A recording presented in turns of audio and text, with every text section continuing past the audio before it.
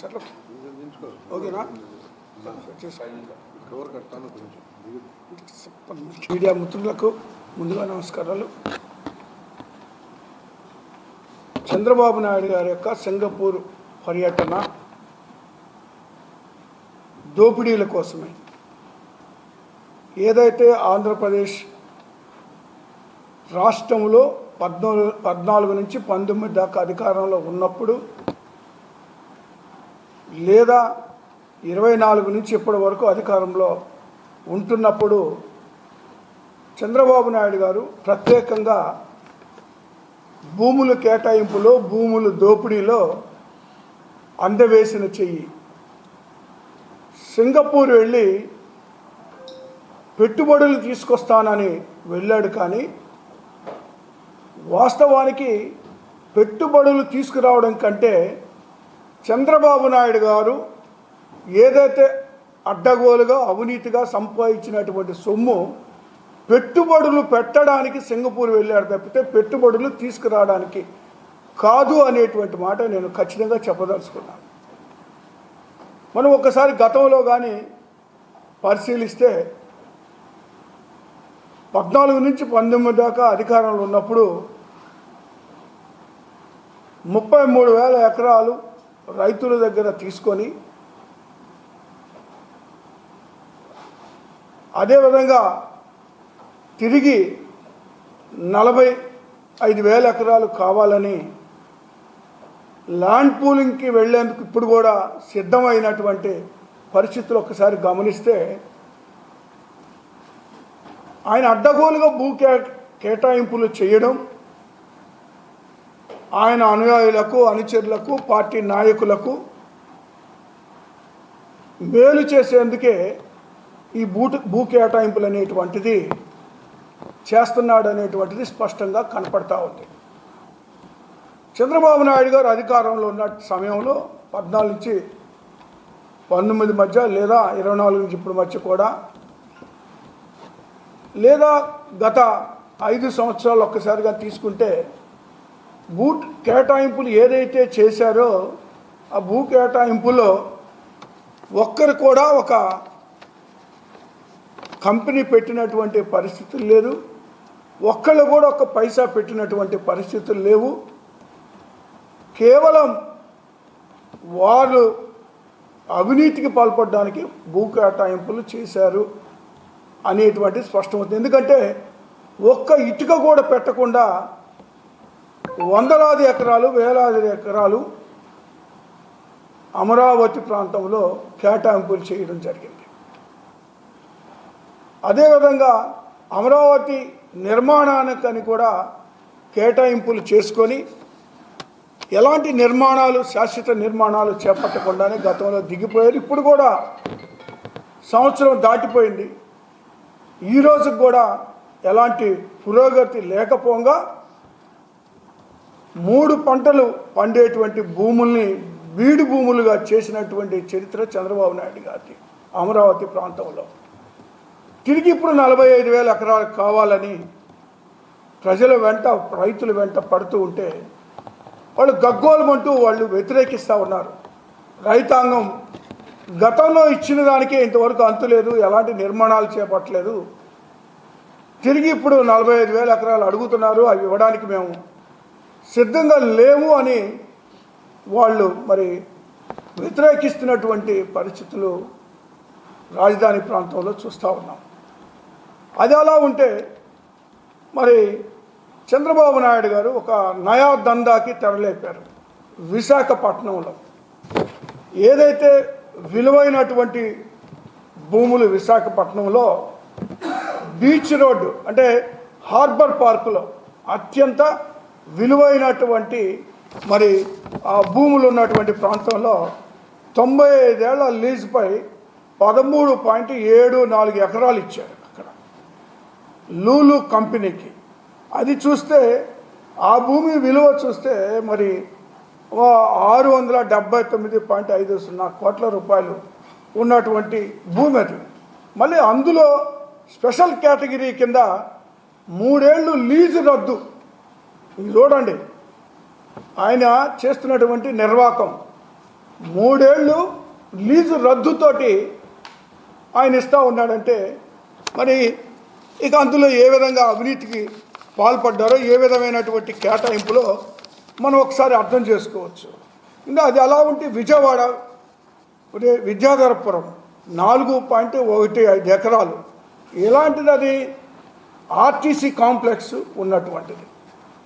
ఏదైతే విజయవాడ నడిబొడ్డున ప్రజలకు అందరికీ అందుబాటులో ఉండేటువంటి ఆర్టీసీ బస్ స్టాండ్ అంటే మరి కేవలం 156 కోట్ల పెట్టుబడుల కోసం 600 కోట్ల విలువ చేసేటువంటి భూమిని మరి విజయవాడలో కూడా కేటాయింపులు చేయడం చూస్తే అంటే ప్రజలకి సంబంధించింది లేదా ఆర్టీసీ ఆస్తి, అది ప్రజలకి మరి అందుబాటులో ఉన్నటువంటి ఆర్టీసీ బస్ స్టాండు, దాన్ని తీసుకెళ్ళి మరి గొల్లపూడిలో పెట్టి గొల్లపూడిలో 6 ఎకరాలు కేటాయించి మరి విజయవాడలో ఉన్నటువంటి ప్రజలకు అందుబాటులో ఉన్నటువంటి అతి సామాన్యులకి, మరి ముఖ్యంగా మరి సామాన్య ప్రజలు పేదవాళ్ళకు కూడా అందుబాటులో ఉన్నటువంటి ఆర్టీసీ మరి ఆ స్థలాన్ని తీసుకెళ్ళేసి గొల్లపూడి, ఇప్పుడు ఎవరైనా విజయవాడ నుంచి మరి ఇతర ప్రాంతాలకి ప్రయాణం చేయాలంటే మళ్ళీ గొల్లపూడి వెళ్ళి అక్కడ బస్సులు ఎక్కాల్సినటువంటి పరిస్థితుల్లో మరి చంద్రబాబు నాయుడు గారు తీసుకొచ్చారు. అంటే ప్రజలకు సంబంధించి లేదా ప్రజల మేలుకోరో లేదా ప్రజల కోసం మరి ఆలోచన చేయకుండా కేవలం మరి పెట్టుబడిదారుల కోసమో మరి వ్యాపారస్తుల కోసమో ఈ ఏర్పాట్లు చేయడం ఎంతవరకు సబబు? మనం ఒక్కసారి కానీ ఆలోచన చేస్తే వ్యాపారస్తులు మరి ఆ సంస్థలు వ్యాపార సంస్థలు ఏమి సేవా సంస్థలు కాదు కదా. అవి పెట్టుబడులు పెడతారు, లాభాలు ఆర్జిస్తారు తప్పితే ప్రజా సేవ చేయడానికో లేదంటే ప్రభుత్వానికి మేలు చేయడానికో కాదు కదా. మనం ఇన్సెంటివ్స్ ప్రకటించడానికి ఇష్టారాజ్యంగా వాళ్ళ కేటాయింపులు చేయడానికి అది సేవా సంస్థలేం కాదు కదా. వాళ్ళు పెట్టుబడులు పెట్టేది లేదా వాళ్ళు భూ కేటాయింపులు చేసుకునేది మరి కేవలం వాళ్ళ లాభాలు ఆర్జించడానికి, వాళ్ళ కంపెనీలు వాళ్ళు బాగుపడడానికి. కానీ మరి వాళ్ళ దగ్గర పర్సంటేజీలు తీసుకొని లంచాలకి అలవాటు పడినటువంటి ఈ యొక్క కూటమి ఇష్టారాజ్యంగా కేటాయింపులు చేస్తూ ఉన్నారు. గతంలో కూడా విశాఖపట్నం లూలు కంపెనీకి మరి కేటాయింపులు చేస్తే విశాఖ నడిబొడ్డులో మరి దాన్ని దాదాపు 5-6 సంవత్సరాలైనా కూడా దాన్ని ఎలాంటి ఉపయోగించకపోగా, దాన్ని ఎలాంటి మరి డబ్బు కట్టలేదు, మరి ఏ విధంగా కూడా దాన్ని వినియోగించుకోలేదు వ్యాపారానికి కూడా అన్న సందర్భంలో వైఎస్ఆర్ కాంగ్రెస్ పార్టీ అధికారంలోకి వచ్చిన తర్వాత వాటిని క్యాన్సిల్ చేయడం జరిగింది. వాటిని క్యాన్సిల్ చేసినటువంటి తరుణంలో ఇప్పుడు మళ్ళీ తిరిగి చంద్రబాబు నాయుడు గారు మరి వాళ్ళకి మళ్ళీ కేటాయింపులు చేయడం అనేటువంటిది చూస్తూ ఉంటే మరి కేవలం ఇది అడ్డగోలు అవినీతికి పాల్పడడానికి తప్పితే మరొకటి కాదు అనేటువంటిది స్పష్టంగా కనబడతా ఉంది. మరొక పక్క చూస్తే మరి ఈ యొక్క బాలశౌరి గారు ఎంపీ గారు కుమారుడు మీకు తెలుసు కదా, వైఎస్ఆర్ కాంగ్రెస్ పార్టీ నుంచి మరి ఎన్నికలకు ముందు అవతల తెలుగుదేశం పార్టీలోకి వెళ్ళినటువంటి వ్యక్తి ఎంపీ బాలశౌరి. మరి ఆయనకి కుమారునికి మరి చూస్తే ఇక్కడ మరి ఆయన భూములు అంటే 115 ఎకరాలు కేటాయించారు. ఆయనకు ఉన్నటువంటి కంపెనీకి, ఆయన కొడుకు కంపెనీకి 115 ఎకరాలు అంటే అక్కడ ఎకరా 90 లక్షలు ఉంటే కేవలం 16.5 లక్షలు కేటాయించడం జరిగింది. అంటే 104 కోట్ల విలువైనటువంటి ఆ భూమి 19 కోట్లకే మరి వాళ్ళు కేటాయించినట్టుగా ప్రభుత్వం మరి స్పష్టంగా జీవో విడుదల చేయడం జరిగింది. మరి ఈ విధంగా ప్రభుత్వానికి సంబంధించింది లేదా ప్రభుత్వ ఆస్తి అంటే ప్రజల ఆస్తి, అది ప్రజలకు సంబంధించింది, ప్రజలకు జవాబుదారీతనంగా ఉండవలసినటువంటి ఈ ప్రభుత్వం మరి అవినీతికి పాల్పడుతూ మరి ఒక పక్క మరి కూటమి ప్రభుత్వంలో ముగ్గురు 2 పార్టీలు మరి లేదా జనసేన లేదా బీజేపీ కూడా మరి వీరితో ప్రయాణం కొనసాగిస్తున్నప్పటికీ కూడా ఒక్క మాట కూడా మాట్లాడినటువంటి పరిస్థితులే. వీళ్ళు ఇంత అడ్డగోలుగా కేటాయింపులు, అడ్డగోలుగా అవినీతి చేస్తున్నా కూడా ఎవరికి కావాల్సింది వాళ్ళు దోచుకుంటూ ఉన్నారు. జనసేన పార్టీ అధినేత మరి పవన్ కళ్యాణ్ గారు చూస్తే మరి 1200 ఎకరాలని మరి ఆయన సినిమాకి మరి ప్రొడ్యూసర్కి మరి ప్రభుత్వాన్ని ద్వారా కేటాయింపులు చేసుకొని ఆయన అవినీతికి పాల్పడడం జరిగింది. అలాంటి అవినీతి పరుడు ఏం మాట్లాడగలుగుతాడు? ప్రశ్నించడానికే జనసేన పార్టీని పెట్టాను అన్నటువంటి పవన్ కళ్యాణ్ గారు మరి ఈ యొక్క ప్రభుత్వం నుంచి ప్రజల ఆస్తిని ఈ భూ కేటాయింపులు దాదాపు 1200 ఎకరాలని మరి వ్యాపార రీత్యా తీసుకొని ఈరోజు ఈ కూటమి లేదా తెలుగుదేశం ప్రభుత్వాన్ని ప్రశ్నించలేనటువంటి పరిస్థితికి దిగజారిన పరిస్థితులు కూడా మనం చూస్తూనే ఉన్నాం. మరి ఎక్కడ రాష్ట్రంలో ఏ మూల దొరికినా మరి భూముల్ని వాళ్ళు కాజేసేటువంటి పరిస్థితులు లేదా కేటాయింపులు చేసేటువంటి పరిస్థితులు మనం చూస్తూ ఉన్నాం. లేదా విజయవాడ నడిబొడ్డులో ఉన్నటువంటి మరి లిడ్ క్యాప్కి సంబంధించినటువంటి ఎకరా భూమి కన్నుబడింది వాళ్ళకి. ఆ ఎకరా భూమి గతంలో నేను లిడ్ క్యాప్ చైర్మన్గా ఉన్నప్పుడు మరి అది ఒక చర్మకారునికి కేటాయించడం జరిగింది.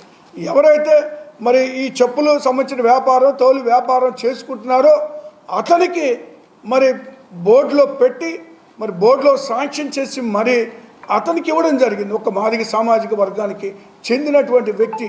అలాంటి వ్యక్తికి ఇస్తే ఈరోజు అదే భూమిని మరి వీళ్ళు అధికారంలోకి వచ్చిన తర్వాత పెట్టుబడిదారులకి ఇవ్వాలనేటువంటి ఉద్దేశంతో ఆ కేటాయింపులు రద్దు చేయాలని లేదా అక్కడ ఉన్నటువంటి కాంపౌండ్ ఉన్న బిల్డింగ్ను కూడా శిథిలం చేసేటువంటి పరిస్థితులు ప్రారంభించారు. అంటే ప్రభుత్వ భూములు లేదా మరి ఈ పేదవాళ్ళకి చెందవలసినటువంటి భూములు కూడా పెట్టుబడిదారులకు కేటాయిస్తూ ఉన్నారు. అమరావతి ప్రాంతంలో కూడా చూస్తే దళితుల భూముల్ని ఏ విధంగా ఆక్రమించుకున్నారో మనం చూసాం.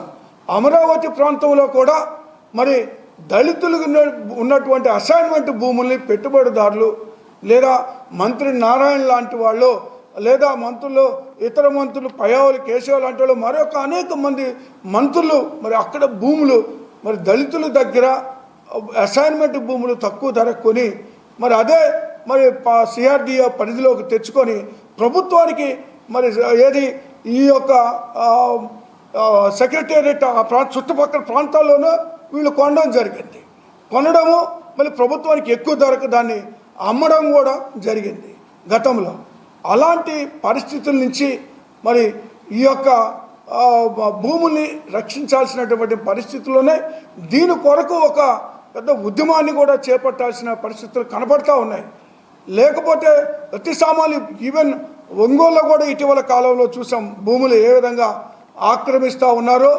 మరి గతంలో మరి ఏ విధంగా వాళ్ళు గతంలో అధికారంలో ఉన్నప్పుడు అలా చేశారు, ఇప్పుడు అధికారంలోకి వచ్చినప్పుడు కూడా అదే చేశారు.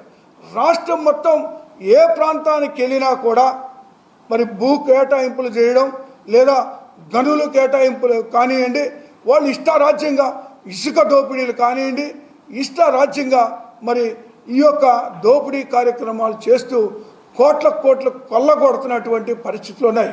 నేను అందుకే కోరుతున్నా వీటన్నిటి మీద కూడా విచారణ ఖచ్చితంగా వైఎస్ఆర్ కాంగ్రెస్ పార్టీ అధికారంలోకి వచ్చిన తర్వాత ఖచ్చితంగా వీటన్నిటి మీద కూడా విచారణ జరుగుతుంది.